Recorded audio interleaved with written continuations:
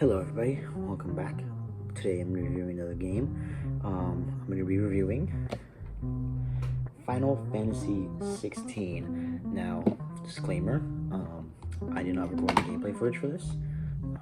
I do have live streams on my Twitch account, which will be down in the description below. I don't know if they're still up there with VODs, but you can definitely check.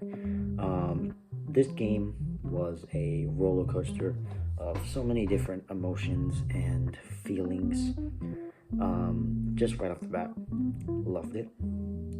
This might be one of, and it might be a little bit of recency bias, my favorite, if not my favorite Final Fantasy I have ever played. I haven't played many.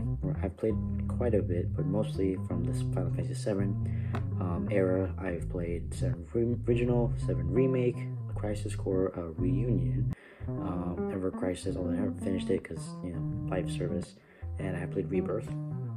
I've also played Final Fantasy 15 and now 16.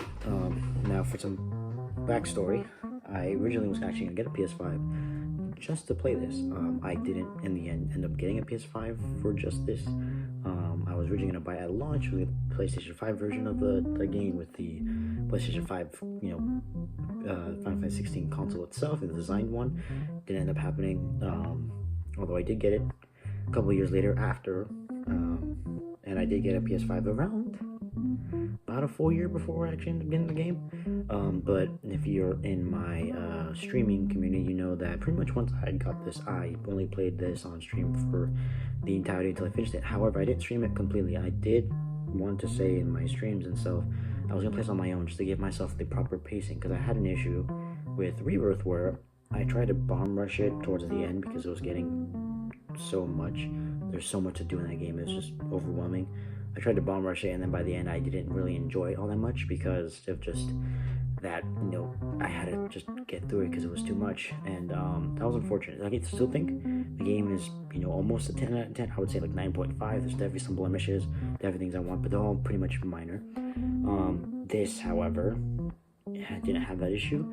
I loved this. Get down to the nitty gritty. Story. Story follows main character Clive, who at some point has awakened to these powers, almost given to him by his brother.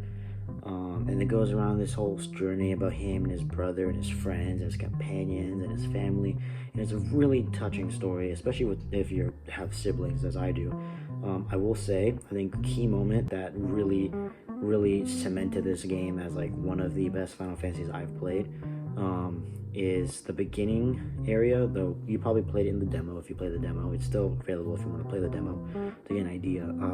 The ending of the intro was so gut-wrenching of a feeling that I personally haven't felt before, and they did it so well that I couldn't describe the feeling I was feeling, but it was just so painful and heartbreaking, but it was done so well. I felt it. I wish this was one of those instances where I wish my stream had a face cam, because I really wished that everybody could see my reaction to what happened, because it was just, it pulled on a string I never thought I had, and it almost broke me from the very beginning. It got me. It definitely hooked me right then and there. I definitely was not gonna put this thing down until I finished it. I knew from the get-go from there on. The story and its conclusion, everything is just so well done. There are some blemishes, right? I didn't play the DLC, unfortunately, although I originally I got misled. I don't know if it was from Square Enix, probably not, or some other sources that I've seen on various social media saying that the Rising Tide DLC would actually change the ending, considering that there's Leviathan in that DLC. However, I did find out later on that it didn't, and I didn't not get the DLC because of this. I just neglected to get the DLC. I originally intended to get the DLC right before I finished the game, so I could just jump straight into the DLC towards my first playthrough and then get to the ending. I did not do that, however. My timing did not work out, so I ended up just playing the main game. And to be fair, even without the DLC, the main game is a stellar experience. Down from the story, everything about it. But the gameplay is where I really want to touch on a lot too, because it's definitely different from your traditional Final Fantasy, even with Remake and Rebirth in a sense, because both Remake and Rebirth are similar in the sense that they have action combat rather than turn-based combat. With here, it's definitely similar with the action-focused combat with almost turn-based mechanics like the magic and or specifically like stronger abilities and their usage of time instead of rather than mana.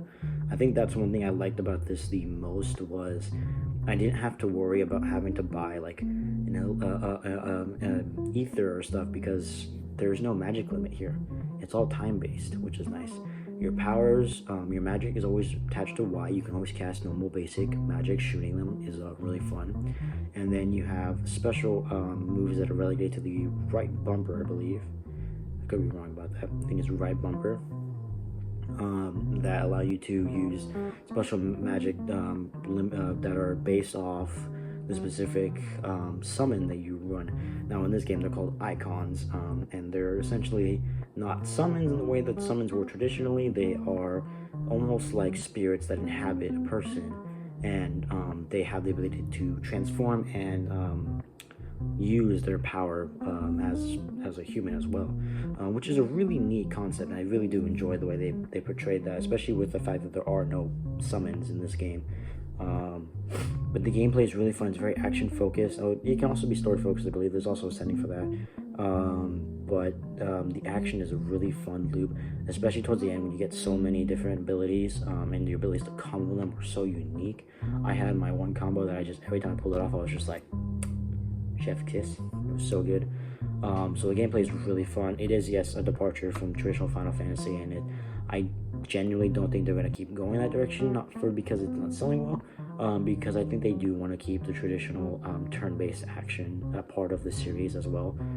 It may be relegated to spin-offs for the brief moment, but I do think they'll come back in some fashion. I do enjoy the way they do it with the Rebirth, where you can play the game action-focused, or you can change it to classic mode, which kind of bridges the two to be more like a turn-based, not entirely, but similar in some fashion. I think that's cool. Gameplay is it's phenomenal. And then side quests. Ooh. Side quests, I enjoy the system of side quests because they are all unlocked from the very get-go in certain chapters. So let's say you get to chapter 1, you finish it, you get to chapter 2. Chapter 2, they give you like 3 side quests. You're like, okay, we do them. You do 3, you might unlock a 4th one. Usually you don't. They usually just give you all of them from the get-go. And then you start the next chapter segment, and then you go straight to chapter 3, and you come back, and you're like, oh, there's more. Every chapter had about a couple of side quests. They never, I will say this, I like this a lot, they never had a ton until the very end. So for the main beginning parts, you're probably gonna have 3 and 4 at a time, and they're quick enough that you can kind of do them, and then go back to the main mission relatively within an hour of each other. So they weren't that long, especially if you knew what you were doing already. But they all have sort of their staple, and they're not like traditional side quests where they're just a random NPC you find. Most of them tend to be from NPCs that you talk to in the main story. However, they're usually in the main story, they're NPCs that you have some build up with, but they generally are like kind of relegated to side quests. But the side quests I feel like are a must for this game because they definitely expand the emotional moments of some characters in the future of the story, especially from the very beginning. I think I'll say this because this isn't really a huge spoiler. Gav has a lot of build up with his side quests. I really enjoy the way his side quest ends towards the end. A really heartwarming ending. But that's just an example. There are so many characters that have really good side quest stories that have a very lot of emotional moments. Of course, the side quests themselves are your basic, not fetching quests, because there's some fetch quests, but they're not. There's some that are just like on this specific enemy, or go to this specific location, see what's going on. They're not anything very like Witcher 3, but they're passable for a side quest, and they're still done very well, and I enjoy that. Main quests are honestly, I think actually one of my things about main quests is that sometimes you kind of don't know if a main quest has ended yet, because they always give you like a pop-up, but usually it always pops up at the beginning of a chapter, but every now and then it feels like you just walked for like 5 minutes and then you get another pop-up saying you're done with the quest. I'm like, interesting. I didn't realize that either I was on the previous quest or that I started a new one already. It was just they're quick. The pacing in the game and its quests are immaculate. I think the game, especially if you decide not to do side quests, and if you do side quests, they have a lot of you could say pacing issues, but they don't really when you choose specifically to just handle all side quests or no side quests. But the pacing for both are perfect. I think the main story, if you just focus on it, goes at a very breakneck speed, but at a understandable breakneck speed. Especially with the story, how fast it's scenarios happen, and then with side quests, it feels like the side quests they allow for more time to build up these certain enemies, which allow, or certain characters, which allow for later moments to hit a little harder and actually feel connected to the actual sub story with all the side quests and main story. And they work out very well. I think they both have great pacing. Now I'm only going to keep this section brief because it's not a big important section to me at all. Graphics. I played this game on performance mode because I do like nicer, beautiful graphics, but I've also found out that I do just kind of like 60 FPS sometimes, and if it looks like a little money, I'll deal with it. I already play on a small TV anyway, so it's not like I'm going to notice the huge differences all that much. So I did play in performance mode, and it performed really well. I think maybe there was like 2 or 3 moments where there was a little bit of hiccup, but it was brief, and I didn't really notice it, especially because of all heat in the battle. But the graphics look great. I mean, I will say it's not like FF7 Rebirth beautiful, but to be fair, FF7 had open world, and they had to design it to look like Final Fantasy 7, and I have a bit of a nostalgia piece for Final Fantasy 7, so I'm going to be a little biased in that fact. I think Final Fantasy 7 looks better. However, I will say for its own original world, Final Fantasy 16's world is beautiful, it is interesting, and it is a lot of fun to explore, especially with certain unique areas like Blight. You don't see it often, but it's a unique idea that everything has gone gray and there's no life flowing at all in this land.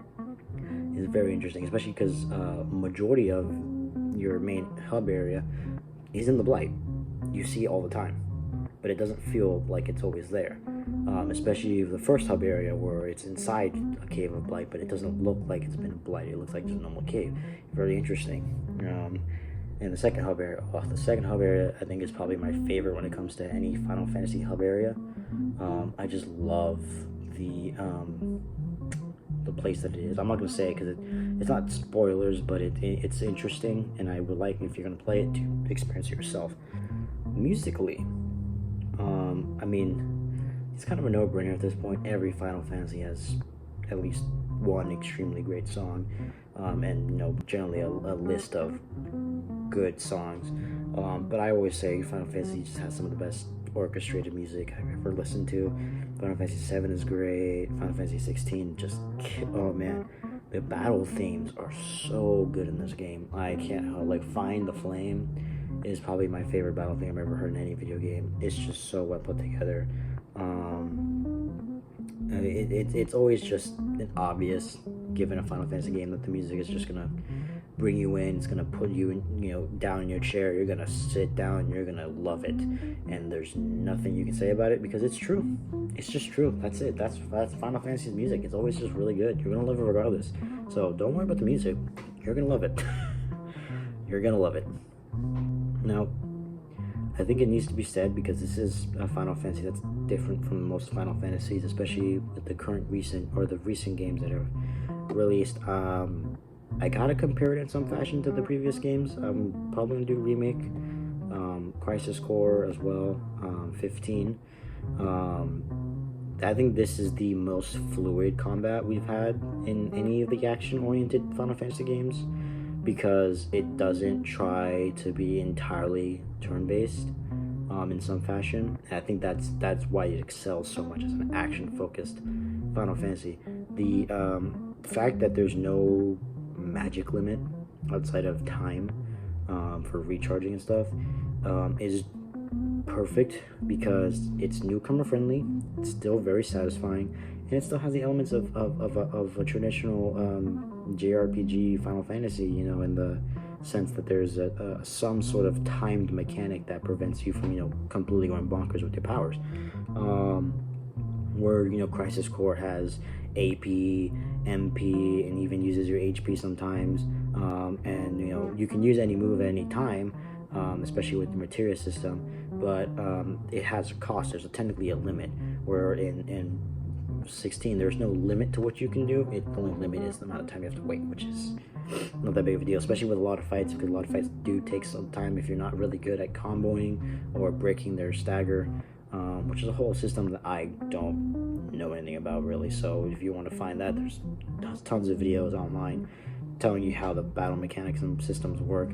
I'm not going to do any of that because I just frankly did not I did not study any of that. I just played the game for my enjoyment.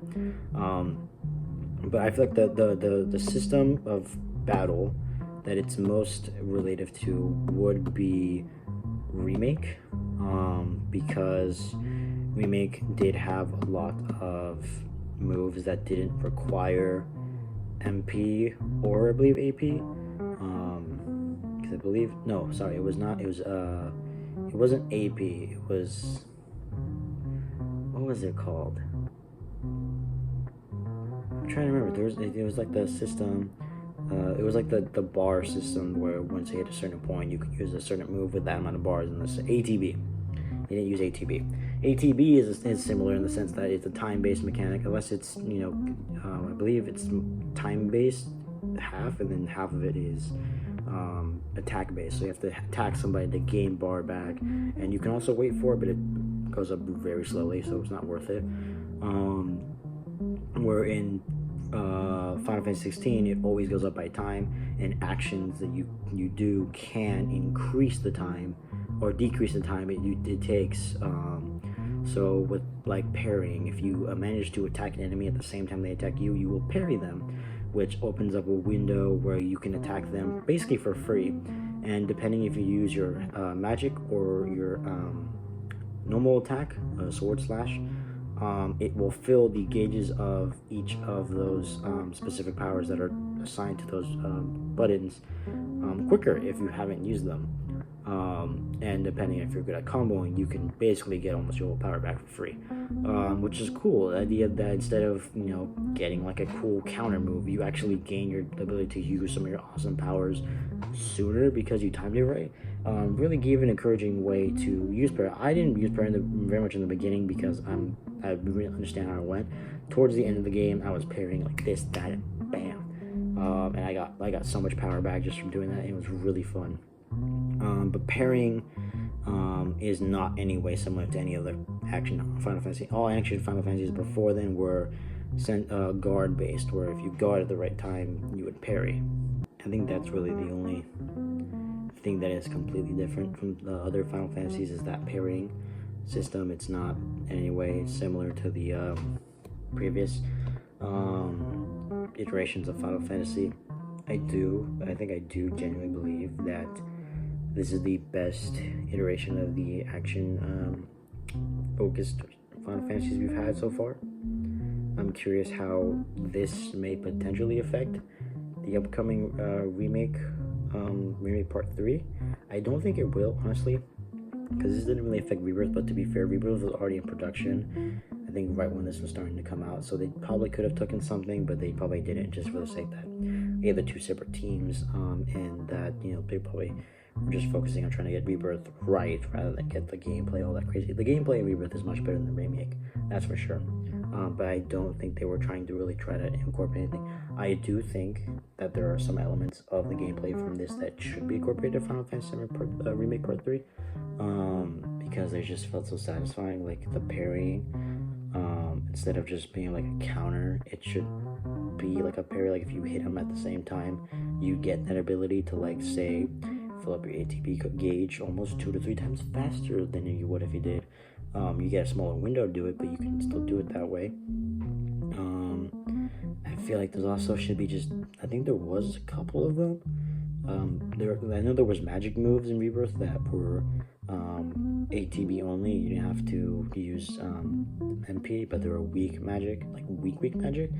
I think there should be moves that actually go up higher with it. So You know, maybe there's a character-specific move that every character has that only uses ATB and it's a magic or non-magic action, but as you level up and get certain parts of the story, they actually get stronger. So they're good enough to use in normal fights, not just weak. So, like, say, you can get like a version of Braver for Cloud that is weaker, but it costs no ATB, and then as you get stronger and get better, it goes from like weak to weak to weak medium to like medium at the end. Like, so it's like still, it's substantial and it works out, but it still flows with the game's balance and everything. I think that could be a great thing to use. Maybe even time-based moves where you can use a move whenever, but it has to be within a certain time window. Say, you know, you can use Clim Hazard as a free attack, but it has a 10-minute timer, only counting while you're in battles, and it's not as strong as normal Clim Hazard, but it does a lot of damage still. So it's like a big, powerful move, but not that powerful. So you still have a reason to have original Clim Hazard or something similar. It's just a random idea I'm throwing out right now, so don't think I'm, you know, completely set on stone on that. But I like that idea. I feel like there should be some sort of mechanics from this taken out and put into Remake Part 3, because I feel like they would just benefit. But I will say, if Final Fantasies are going forward with this direction, I think we're clear. This is just a really fun game. The story is just as good as any Final Fantasy. I definitely want a sequel, if they can, or maybe a side story from other characters as their own separate games. This world of Final Fantasy should not end yet. It needs to keep going because it has a lot to tell and has a lot of good story in it. So with that being said, I'm gonna give this Final Fantasy my certified 10 out of 10. I think this game is perfect for me.